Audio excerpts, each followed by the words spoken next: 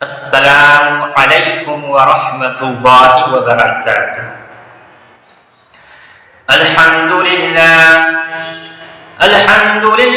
نحمده ونستعینه ونستغفره ونؤمن به نتوکل علیہ ونعوذ باللہ من شرور انفسنا ومن سیئات اعمالنا، من يهده الله فلا مضل له ومن يضلله فلا هادي له، واشهد ان لا اله الا الله واشهد ان محمدا عبده ورسوله، اما بعد، اعوذ بالله من الشيطان الرجيم، بسم الله الرحمن الرحيم، ومن يعمل سوءا أو يظلم نفسه ثم يستغفر الله يجد الله غفورا رحيما۔ سبحان ربك رب العزة عما يصفون وسلام على المرسلين والحمد لله رب العالمين۔ معزز ناظرین کرام، برادران اسلام، اللہ تبارک و تعالی کا بڑا احسان ہے، اس کا فضل و کرم ہے کہ اس نے ہم تمام کو مسلمان بنایا۔ سید الاولین، شفیع المذنبین، سیدنا و مولانا جناب محمد رسول اللہ صلی اللہ علیہ وسلم کی امتی میں پیدا فرمائے۔ اللہ تبارک و تعالی سے دعا کریں کہ اللہ تبارک و تعالی ہمیں صحیح صحیح کہنے اور ان سب باتوں پر ہم تمام کو عمل کرنے کی توفیق نصیب فرمائے۔ معزز ناظرین کرام، آج کی ویڈیو کا عنوان ہے استغفار کے فوائد۔ جب ہم میں سے کسی سے کوئی لغزش ہو جائے، کہ غلطی ہو جائے، کہ گناہ ہو جائے، تو ایسے موقع پر توبہ و استغفار کرنا چاہیے۔ لہذا استغفار کے کچھ فوائد آج کی اس ویڈیو میں بیان کروں، تاکہ ہمارے ذہن میں یہ بات رہے کہ اگر کوئی لغزش یا خطا ہو جائے تو ہمیں فوراً اپنے گناہوں کی بخشش طلب کر لینی چاہیے، اور وہ فائدے ہمارے ذہن میں بھی ہونے چاہیے۔ کیوں گناہ ہو جانا، غلطی ہو جانا، لغزشیں ہو جانا، یہ اتنی خطرناک چیز نہیں ہے جتنی کہ گناہ کے بعد استغفار نہ کرنا۔ اور شیطان کی یہ کوشش بھی ہوتی ہے کہ بندہ گناہ تو کرے لیکن گناہ کر کے وہ توبہ نہ کرے، استغفار نہ کرے، اور اس کو طرح طرح کی وسوسے اس کے دل میں ڈالتا ہے کہ ابھی توبہ مت کرو، ابھی توبہ کر کے کیا فائدہ، پھر گناہ ہو جائے گا۔ تو لہذا اس کے سب سے پہلے فائدہ یہ ہے کہ جب بندہ سے کوئی غلطی ہو جائے، لغزشیں ہو جائے، اور پھر اللہ تبارک و تعالیٰ سے اپنے گناہوں کی بخشش چاہتا ہے، تو اللہ تبارک و تعالیٰ اس کے گناہوں کو معاف فرما دیتا ہے۔ اللہ تبارک و تعالیٰ ارشاد فرماتے ہیں، وَمَن يَعْمَلْ سُوءًا أَوْ يَظْلِمْ نَفْسَهُ ثُمَّ يَسْتَغْفِرِ اللَّهَ يَجِدِ اللَّهَ غَفُورًا رَحِيمًا۔ اور جو شخص کوئی برائی کرے، وَمَن يَعْمَلْ سُوءًا، اور کوئی شخص اگر کوئی برائی کر لے، او یظلم نفسہ، یا اپنی جان پر ظلم کرے، پھر اللہ سے استغفار کرے، ثم یستغفر اللہ، پھر اللہ سے استغفار کرے، یجد اللہ غفورا رحیما، تو اللہ کو بخشنے والا، مہربانی کرنے والا پائے گا۔ سورۃ النساء آیت نمبر 110۔ اگر کوئی گناہ ہو جائے، گناہ کر لے، گناہ ہو جائے، اور پھر بندہ کیا کرتا ہے، اللہ کے پاس اپنے گناہوں کی بخشش چاہتا کہ اللہ اے ہمارے رب ہمارے گناہوں کو بخش دے۔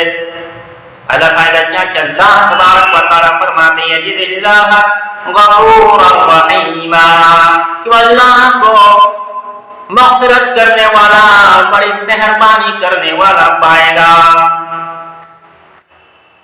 یہ پہلا فائدہ کہ اللہ تبارک و تعالیٰ اپنے بندے کے گناہوں کو بخش دیتا ہے جبکہ بندہ سچے دل سے استغفار کرتا ہو۔ اور اس کا دوسرا فائدہ کیا ہے؟ استغفار سے بارش کے نزول کا سبب ہے، مال اور اولاد میں ترقی بھی اس کے ذریعہ سے ہوتا ہے۔ اگر مال میں ترقی چاہتے ہو تو استغفار کیجیے۔ بہت سارے لوگ پریشان رہتے ہیں کہ بہت پریشانی ہے، کچھ کام نہیں ہے، بڑا پریشان حال ہے، برکت نہیں ہو رہی ہے، غریبی ہے۔ غریبی سے کسی کو اگر نجات چاہتے ہو کیا کرنا چاہیے؟ استغفار کرنا چاہیے۔ اور یہ اللہ تبارک و تعالی قرآن پاک میں ارشاد فرماتے ہیں۔ حضرت نوح علیہ السلام نے جو اپنے قوم کو کہا اس کو اللہ تبارک و تعالی نے یہاں پر ذکر کیا، کیا کہا؟ فَقُلْتُ اسْتَغْفِرُوا رَبَّكُمْ إِنَّهُ كَانَ غَفُورًا رَحِيمًا يُرْسِلِ السَّمَاءَ عَلَيْكُمْ مِدْرَارًا وَيُمْدِدْكُمْ بِأَمْوَالٍ وَبَنِينَ وَيَجْعَلْ لَكُمْ جَنَّاتٍ وَيَجْعَلْ لَكُمْ أَنْهَارًا فَقُلْتُ اسْتَغْفِرُوا رَبَّكُمْ، اور میں یعنی نوح علیہ السلام نے کہا فَقُلْتُ اسْتَغْفِرُوا رَبَّكُمْ إِنَّهُ كَانَ غَفَّارًا، حضرت نوح علیہ السلام نے کہا اپنی قوم سے کہ اپنے رب سے اپنے گناہ بخشواؤ اور معافی مانگو۔ کیا کہا؟ فَقُلْتُ اسْتَغْفِرُوا رَبَّكُمْ إِنَّهُ كَانَ غَفَّارًا، تو اپنے رب سے اپنے گناہوں کی بخشش طلب کرو، اپنے گناہوں کی معافی مانگو۔ تو کیا ہوگا اس کے کرنے سے؟ اگر اپنے رب سے ہم گناہوں کی معافی مانگ لیں تو کیا ہوگا؟ اللہ تبارک و تعالیٰ کا فرمان ہے یُرْسِلِ السَّمَاءَ عَلَيْكُمْ مِدْرَارًا، اگر تم اپنے گناہوں سے معافی مانگ لو گے تو اللہ تبارک و تعالیٰ تو بخشنے والا پائے گا۔ اور پھر کیا ہوگا؟ وہ تم پر آسمان سے خوب برستا ہوا بارش برسائے گا۔ یُرْسِلِ السَّمَاءَ عَلَيْكُمْ مِدْرَارًا، اللہ تبارک و تعالیٰ تمہارے آسمان سے بارش برسائے گا۔ اور کیا کرے گا؟ وَيُمْدِدْكُمْ بِأَمْوَالٍ وَبَنِينَ، اور پھر اللہ تبارک و تعالیٰ تمہیں خوب پے در پہ مال دیں گے اور اولاد میں بھی برکت عطا کریں گے۔ یعنی اللہ تبارک و تعالیٰ تمہیں مال و دولت بھی عطا کریں گے اور تمہارے اولاد میں بھی اللہ تبارک و تعالیٰ تمہیں ترقی عطا کر دے گا۔ تو اللہ نے کیا کہا؟ بِأَمْوَالٍ وَبَنِينَ، یعنی پہلے اللہ تبارک و تعالیٰ نے مال کا ذکر کیا ہے، یعنی پہلے تمہیں مالدار بنائیں گے اور اس کے بعد پھر تمہیں اولاد بھی دیں گے۔ جب مال اور اولاد دونوں ساتھ ساتھ دیں گے، ایسا نہیں کہ صرف اولاد دے دی اور مال نہیں۔ اب بیچارہ اور غریبی میں پریشانی اس کو آ گئی، کہتے ہیں اتنے اولاد اور غریبی آ گئی، ایک کمانے والا ہے، لیکن اللہ تبارک و تعالیٰ نے کہا کہ دیکھو میں تمہیں مال بھی دوں گا اور اولاد میں بھی ترقی دوں گا۔ اگر مال میں ترقی چاہتے ہو تو کیا کرنا ہے؟ استغفار کثرت کے ساتھ کرنی ہوگی۔ استغفار سے مال اور اولاد میں اللہ تبارک و تعالی برکتیں عطا کرتا ہے، مال میں بھی برکت ہے اور اولاد میں بھی ترقی ہے۔ استغفار ہر طرح کے طاقت و قوت کی زیادتی کا ذریعہ ہے۔ جو لوگ کہتے ہیں کہ بڑا کمزوری ہے، ڈاکٹر کے پاس جا جا کر کے تھک گئے، نہ جانے کتنے دوائیاں کھا لی، لیکن کمزوری سستی بدن میں نہیں ہے۔ تو اگر کمزوری کو دور کرنا چاہتے ہیں اور بدن میں طاقت و قوت بڑھانا چاہتے ہیں تو استغفار سے آپ کو فائدے حاصل ہو سکتے ہیں۔ آپ کی قوت و طاقت کو اللہ تبارک و تعالی استغفار کے ذریعے سے اس میں اضافہ کر دیں گے، کمزوری سستی کو چستی بدل دیں گے، اور کمزوری کو اللہ تبارک و تعالی طاقت میں بدل دیں گے۔ یعنی اللہ تبارک و تعالی کمزوری کو دور کر کے اس کو طاقتور بنا دیں گے۔ جس کو کمزوری رہتی ہے، بدن میں طاقت نہیں مل پاتی ہے، اس کو کیا کرنا چاہیے؟ استغفار کثرت کے ساتھ پڑھنی چاہیے۔ اللہ تبارک و تعالیٰ کے ارشاد ہے وَيَا قَوْمِ اسْتَغْفِرُوا رَبَّكُمْ ثُمَّ تُوبُوا إِلَيْهِ يُرْسِلِ السَّمَاءَ عَلَيْكُمْ مِدْرَارًا وَيَزِدْكُمْ قُوَّةً إِلَىٰ قُوَّتِكُمْ وَلَا تَتَوَلَّوْا مُجْرِمِينَ وَيَا قَوْمِ اسْتَغْفِرُوا رَبَّكُمْ، اے میرے قوم کے لوگوں، تم اپنے پالنے والے اپنی تقصیروں کی معافی طلب کرو اور اس کی جناب میں توبہ کرو۔ یا قوم استغفروا ربکم، اے میرے قوم کے لوگوں، یعنی اپنے گناہوں کی تم توبہ اللہ تبارک و تعالیٰ کے سامنے پیش کرو اور اپنے گناہوں کی معافی مانگو۔ یرسل السماء علیکم مدرارا، تاکہ وہ برسنے والے بادل تم پر بھیج دے۔ یہ سورہ ہود کی آیت ہے۔ حضرت ہود علیہ السلام اپنے قوم سے سمجھا، اپنے قوم سے کہہ رہے ہیں کہ دیکھو اگر تمہارے اوپر ساری آئی ہوئی ہے، گلہ اور اناج نہیں اگ پا رہا ہے، تو تم اپنے گناہوں کی معافی طلب کرو اللہ تبارک و تعالیٰ سے۔ اس سے کیا فائدہ ہوگا؟ یرسل السماء علیکم مدرارا، اللہ تبارک و تعالیٰ آسمان سے تمہارے لیے برسنے والے بادل کو بھیج دے گا۔ وَيَزِدْكُمْ قُوَّةً إِلَىٰ قُوَّتِكُمْ، اور پھر اللہ تبارک و تعالیٰ تمہاری قوت میں بھی اضافہ کر دے گا۔ 5 سالیں پڑ گئی ہو یا بارش بند کر دی گئی ہو، بارش نہیں ہو رہی ہے، تو استغفار سے اللہ تبارک و تعالیٰ آسمان سے برسنے والے بادل کو بھی بھیج دیتا ہے تاکہ اس کے ذریعے سے غلہ اور اناج اچھی طرح سے اگ سکے۔ اور اگر تم کمزور بھی ہو تو اللہ تبارک و تعالیٰ فرماتے ہیں وَيَزِدْكُمْ قُوَّةً إِلَىٰ قُوَّتِكُمْ، اس کے جناح بادل تم پر بھیج دے اور تمہاری طاقت پر اور طاقت و قوت بڑھا دے، اور تمہاری طاقت پر وَيَزِدْكُمْ قُوَّةً إِلَىٰ قُوَّتِكُمْ، اور تمہارے طاقت پر اور طاقت و قوت بڑھا دے، اور تم جرم کرتے ہوئے روگردانی نہ کرو۔ وَلَا تَتَوَلَّوْا مُجْرِمِينَ، اور تم روگردانی کرتے ہوئے مجرم نہ بنو، اور تم جرم کرتے ہوئے روگردانی نہ کرو۔ سورہ ہود آیت نمبر 52۔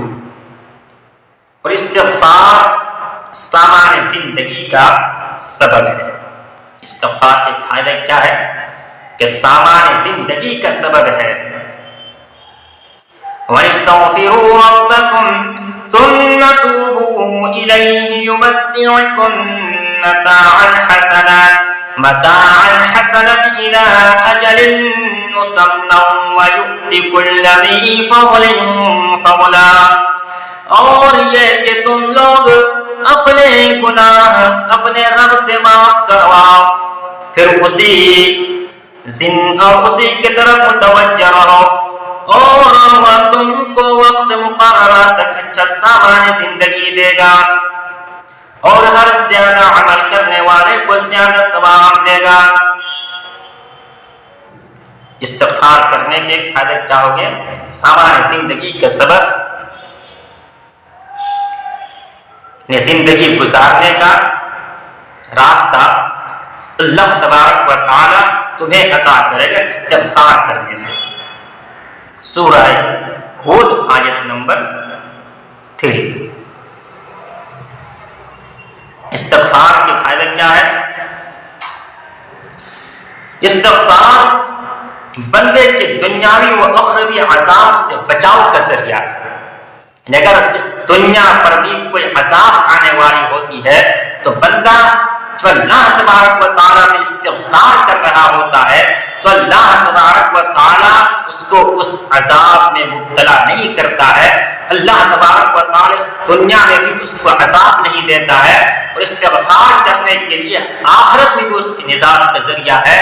یعنی اللہ تبارک و تعالیٰ اس کو آخرت کے عذاب سے بھی بچا لیتا ہے.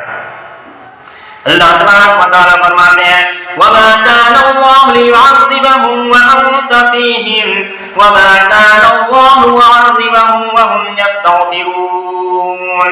اور اللہ تعالیٰ ایسا نہ کرے گا کہ ان میں آپ کے ہوتے ہوئے ان کو عذاب دے، اور اللہ ان کو عذاب نہ دے گا اس حال میں کہ وہ استغفار بھی کرتے ہو. ان اللہ کے نبی صلی اللہ علیہ وسلم تبارک و تعالیٰ فرما رہے ہیں کہ اللہ کے نبی آپ کی موجودگی میں ان لوگوں کو آپ کے رہتے ہوئے عذاب تو نہیں دیا جائے گا، اور نہ ہی جب لوگ اپنے گناہوں سے استغفار کرتا ہو، اپنے گناہوں سے معافی مانگتا ہو تو اللہ تبارک و تعالیٰ اس کو بھی عذاب نہیں دے گا. سورۃ الانفال کہ بندہ عذاب الہی سے محفوظ رہتا ہے جب تک وہ استغفار کرتا رہتا ہے. اللہ کے نبی علیہ السلام کیا فرماتے ہیں کہ بندہ عذاب الہی سے محفوظ رہتا ہے جب وہ استغفار کر رہا ہوتا ہے. استغفار نزول رحمت کا سبب ہے. استغفار کرنے سے رحمت کا نزول ہوتا ہے اس کے اوپر، اس کے گھر میں، اس کے کاروبار میں اللہ تبارک و تعالیٰ کی رحمت برستی ہے. اللہ تبارک و تعالیٰ کا ارشاد ہے قال یا قوم لما تستعجلون بالسیئة قبل الحسنة لولا تستغفرون الله لعلكم ترحمون. قال یا قوم لما تستعجلون بالسیئة، آپ نے فرمایا اے میری قوم کے لوگوں تم نیکی سے پہلے برائی کی جلدی کیوں مچا رہے ہو؟ تم اللہ تعالیٰ سے استغفار کیوں نہیں کرتے تاکہ تم پر رحم کیا جائے؟ قال یا قوم استغفروا قال یا قوم لم تستعجلون بالسیئة قبل الحسنة لولا تستغفرون الله لعلكم ترحمون. اللہ سے تم بخشش طلب کیوں نہیں کرتے تاکہ تم پر رحم کیا جائے. سورۃ النمل آیت نمبر 46. اور استغفار دلوں کی صفائی کا ذریعہ ہے. استغفار کرنے سے دل کے اندر صفائی ہوتی ہے. جس کو نیک کام میں جس کا جی نہیں لگتا ہے اور دل زنگ آلود ہو گیا ہو تو اس دل کے زنگ کو صاف کرنے کے لیے استغفار سب سے بہترین دوا ہے اس کے دل کے لیے. دل میں اگر زنگ لگ گیا ہو تو استغفار کثرت کے ساتھ پڑھا کرو، دل صاف و شفاف ہو جائے گا. نبی اکرم صلی اللہ علیہ وسلم ارشاد فرمایا مومن بندہ جب گناہ کرتا ہے تو اس کے دل پر ایک سیاہ نقطہ پڑ جاتا ہے. اگر وہ گناہ چھوڑ کر توبہ و استغفار کر لیتا ہے، ایک گناہ کرتا ہے تو ایک سیاہ داغ اس کے دل کے اندر جا پڑتا ہے، ایک نقطہ کی طرح۔ اللہ کے نبی فرماتے ہیں اگر وہ گناہ چھوڑ دیتا ہے، ترک کر دیتا ہے اور اللہ تبارک و تعالی سے معافی مانگ لیتا ہے، اپنے گناہ کی معافی طلب کر لیتا ہے سچے پکے دل سے، تو اللہ تبارک و تعالی اس کے اس زنگ کو، اس نقطہ کو مٹا دیتا ہے۔ اور اگر گناہ پر گناہ کرتے جاتا ہے تو سیاہی بڑھتی جاتی ہے، یہاں تک کہ اس کے پورا دل پر چھا جاتی ہے۔ اور اگر گناہ کیا پھر اس کے بعد گناہ کرتا ہے، پھر گناہ کرتا ہے، گناہ ترک نہیں کرتا ہے اور اللہ سے معافی بھی نہیں چاہتا ہے، تو سیاہی بڑھتی جاتی ہے یہاں تک کہ پورے دل کے اندر وہ سیاہی پڑ جاتی ہے، پورا دل سیاہ ہو جاتا ہے۔ اسی کو اللہ تبارک و تعالیٰ نے قرآن پاک میں عین کہا ہے، جس کا ذکر قرآن مجید اس طرح سے آیا ہے کَلَّا بَلْ رَانَ عَلَىٰ قُلُوبِهِم مَّا كَانُوا يَكْسِبُونَ، یوں نہیں بلکہ ان کے دلوں پر ان کے اعمال کی وجہ سے زنگ چڑھ گیا ہے، اس کے اعمال کی وجہ سے اس کے دلوں میں زنگ پڑ گیا ہے، اسے غین کہا جاتا ہے۔ تو استغفار کے چند فوائد تھے اور بہت سارے اس کے فوائد ہیں، لیکن میں یہاں پر بس دو چار کی ذکر کر رہا ہوں۔ تو استغفار ہمیں کس طرح سے کرنا چاہیے، استغفار کیا ہے؟ تو استغفار کے معنی ہے توبہ کرنا، یعنی اپنے گناہوں اور قصوروں کو معافی مانگنا اور بخشش طلب کرنا، اس کا نام استغفار ہے۔ اور حقیقت یہ ہے کہ آدمی اپنے گناہوں کو پہلے سوچے کہ جنہوں نے اس کے نفس کو گھیر رکھا ہے، جس گناہ نے ہمارے نفس کو گھیر رکھا اس گناہ کو سوچے، کیونکہ جب کسی گناہ میں بندہ ملوث ہو جاتا ہے تو گناہ اس کو چاروں طرف سے گھیرے ہوئے رہتا ہے، ہر طرح سے اس کو وہی گندے وسوسے، گندے خیالات اس کے ذہن میں ہر طرح سے اس کو گھیرا ہوا ہوتا ہے، یعنی اس کو میلا اور گندا کر رہا ہے۔ اس طرح کی وسوسے اس کے اندر آتے رہتے ہیں، تو سب سے پہلے اس گناہ کو سوچیں اور پھر اسباب مغفرت اختیار کرے، نفس کو ان گناہوں سے پاک کرے، اور اس کا طریقہ یہ ہے کہ اول باری تعالیٰ کے حضور اپنے گناہوں کی اعتراف کرے۔ سب سے پہلے اللہ تبارک و تعالیٰ سے اپنے گناہ کے اعتراف کرے کہ الہ العالمین مولا کریم ہم سے بہت بڑی غلطی ہو گئی ہے، ہم سے خطا ہو گئی، لغزش ہو گئی، کہ اللہ ہم اس چیز کے اعتراف کرتے ہیں، پہلے اپنے گناہوں کے اعتراف کرے اور اس کے ندامت کے اظہار کرے، اللہ سے اعتراف بھی کرے، اس گناہ پر شرمندہ بھی ہو، شرمندگی کا اظہار کرے اور آئندہ اس گناہ کو نہ کرنے کا پکا عزم کر لے، پکا ارادہ کرے اور اللہ تبارک و تعالی سے کہے کہ اللہ آئندہ اس گناہ کو ہم کبھی بھی نہیں کریں گے، اور اس کے بعد صدق دل سے توبہ و استغفار کرے۔ اس کے لیے کوئی بھی الفاظ جس سے اللہ سے معافی مانگنے کا معنی موجود ہو استعمال کیا جا سکتا ہے۔ اس کا مفہوم اس طرح سے بھی ہو سکتا ہے کہ سچے دل سے استغفر اللہ، استغفر اللہ، استغفر اللہ، اس طرح سے اس کو بھی پڑھ سکتے ہیں، اور اس کے بہترین الفاظ میں سے چند الفاظ یہ بھی ہے استغفر اللہ الذی لا الہ الا هو الحی القیوم واتوب الیہ، کیا ہے؟ استغفر اللہ الذی لا الہ الا هو الحی القیوم واتوب الیہ، یہ بہترین الفاظ ہے۔ اور دوسرا اس طرح کا بھی ہے رب اغفر لی وتب علی انک انت التواب الرحیم، کیا ہے سنیے، رب اغفر لی وتب علی انک انت التواب الرحیم۔ اللہ تبارک و تعالی سے دعا کرے کہ اللہ تبارک و تعالی ہم سب کو استغفار کرنے کے توفیق نصیب فرمائے، کثرت کے ساتھ استغفار پڑھنے کے توفیق عطا فرمائے۔ اللہ تبارک و تعالی ہم سب کو گناہوں سے حفاظت فرمائے، آمین یا رب العالمین۔ فقط